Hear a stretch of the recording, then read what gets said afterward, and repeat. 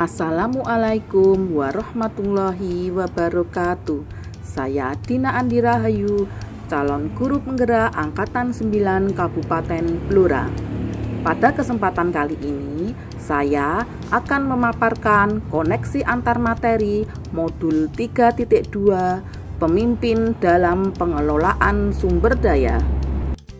Tujuan pembelajaran khusus pada koneksi antar materi 3.2 adalah CGP mampu menghubungkan materi modul ini dengan modul-modul yang didapatkan sebelumnya.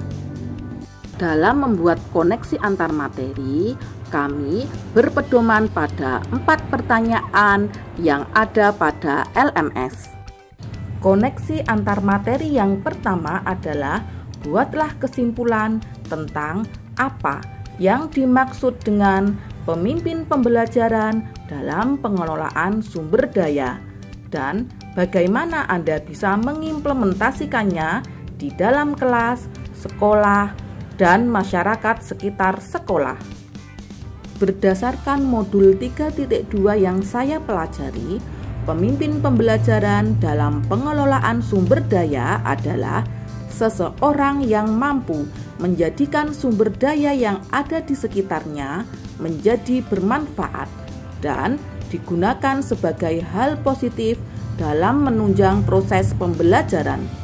Pemimpin pembelajaran harus peka dalam mengidentifikasi aset atau modal yang dimiliki oleh sekolah baik di lingkungan terkecil yaitu kelas hingga masyarakat sekitar sekolah. Untuk mengimplementasikannya, saya akan memaksimalkan pengelolaan dan pemanfaatan aset yang ada di sekolah untuk mewujudkan pembelajaran yang berpihak pada murid.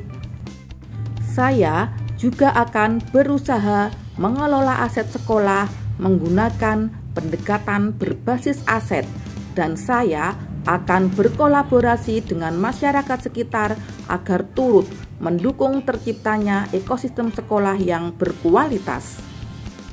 Pertanyaan koneksi antar materi yang kedua, jelaskan dan berikan contoh bagaimana hubungan pengelolaan sumber daya yang tepat akan membantu proses pembelajaran murid menjadi lebih berkualitas. Sumber daya yang ada di sekolah memiliki kontribusi dan hubungan dalam membentuk proses pembelajaran murid menjadi lebih berkualitas apabila dilakukan secara tepat. Contohnya, 1. Pada modal manusia, guru yang kreatif, inovatif, dan berpihak pada murid akan mendorong tumbuh kembang murid untuk menggali potensi dirinya. 2. Modal sosial, menjalin hubungan baik dengan lembaga di sekitar sekolah untuk dapat dimanfaatkan sebagai sumber belajar. 3. Modal politik, memanfaatkan jaringan kepala sekolah atau jabatannya untuk memperoleh informasi yang lebih cepat di tingkat yang lebih tinggi. 4. Modal agama dan budaya, pembiasaan membaca Al-Quran dapat meningkatkan keimanan yaitu dengan adanya muatan lokal. 5. Modal fisik, sarana dan prasarana yang memadai akan menunjang pembelajaran murid menjadi lebih efektif. 6. Modal lingkungan atau alam, memanfaatkan lingkungan sebagai sumber belajar murid agar murid mendapatkan pengalaman langsung. 7. Modal finansial, mengelola keuangan dengan skala prioritas dan mencari sumber dana lain, misalnya dengan diadakan koperasi dan kantin sekolah. Pertanyaan yang ketiga adalah berikan beberapa contoh bagaimana materi ini juga berhubungan dengan modul lainnya yang Anda dapatkan sebelumnya selama mengikuti pendidikan guru penggerak. Hubungan antara modul 3.2 dan modul 1.1. KHD menjelaskan bahwa tujuan pendidikan yaitu menuntun segala kodrat yang ada pada anak agar dapat mencapai keselamatan dan kebahagiaan yang setinggi-tingginya, baik sebagai manusia maupun sebagai anggota masyarakat. Dalam menuntun kodrat dan laku anak, seorang pendidik harus mampu mengelola sumber daya yang ada secara maksimal sehingga dapat menciptakan pembelajaran yang berkualitas dan berpihak pada murid. Hubungan antara modul 3.2 dengan modul 1.2 dengan menerapkan nilai-nilai guru penggerak, yaitu berpihak pada murid, mandiri, reflektif, kolaboratif, dan inovatif, serta menerapkan peran guru penggerak, yakni menjadi pemimpin pembelajaran, menggerakkan komunitas praktisi, mendorong kolaborasi, menjadi coach bagi guru lain, dan mewujudkan kepemimpinan murid. Seorang pendidik harus mampu untuk mengelola sumber daya yang ada di sekolah dengan pendekatan berbasis aset, sehingga akan mampu untuk mewujudkan pembelajaran yang berkualitas dan berpihak pada murid.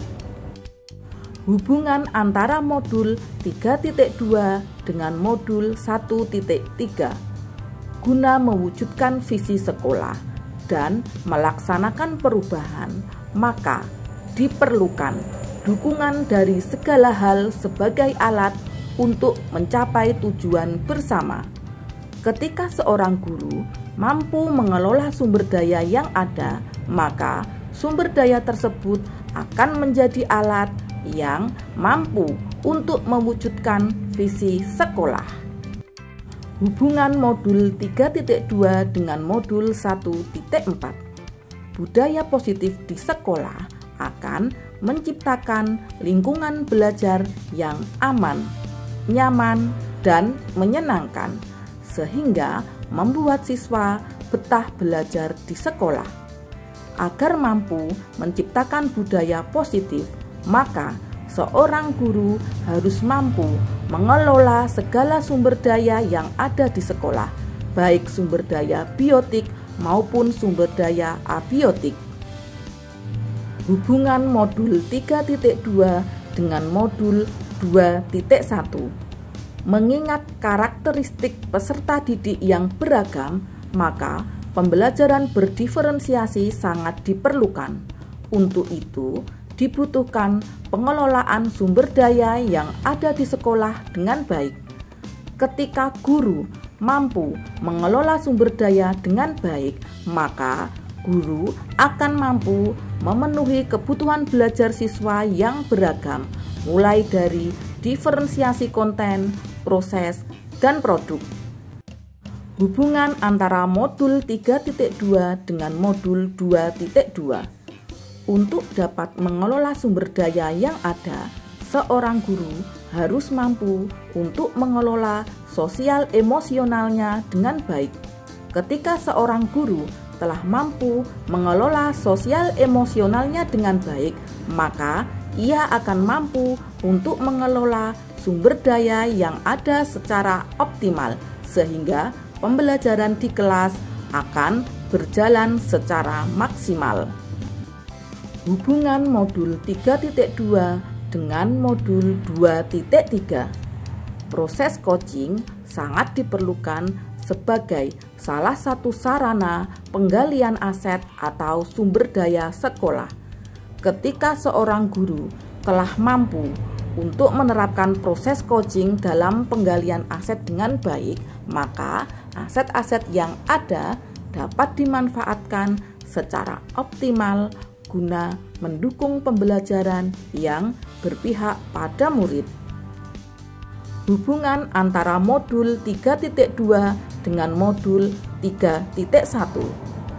Dalam optimalisasi pemanfaatan sumber daya yang ada, tentu saja diperlukan pengambilan keputusan berbasis nilai-nilai kebajikan sebagai pemimpin dengan melakukan pertimbangan 4 paradigma, 3 prinsip, dan 9 langkah pengujian dan pengambilan keputusan, sehingga keputusan yang diambil dapat dipertanggungjawabkan. Dengan demikian, pengelolaan sumber daya akan tepat sasaran dan dapat digunakan sebagai sarana pembelajaran yang berpihak pada murid. Pertanyaan yang terakhir, ceritakan pula bagaimana hubungan antara sebelum dan sesudah Anda mengikuti modul ini, serta pemikiran apa yang sudah berubah di diri Anda setelah Anda mengikuti proses pembelajaran dalam modul ini. Sebelum mempelajari modul ini, saya cenderung berpikir berbasis kekurangan atau masalah. Saya belum sepenuhnya mengenali aset atau kekuatan yang ada di sekolah. Saya juga belum memahami tentang cara atau pendekatan yang sesuai untuk mengenali aset. Setelah mengikuti proses pembelajaran pada modul ini, mindset saya berubah. Sebagai seorang pemimpin pembelajaran, saya harus selalu berpikir menggunakan pendekatan berbasis aset atau kekuatan. Saya juga harus mampu menemukan aset yang ada pada ekosistem sekolah saya dan memanfaatkannya dengan maksimal dalam pembelajaran. Demikianlah pemaparan saya pada koneksi antar materi modul 3.2. Wassalamualaikum warahmatullahi wabarakatuh.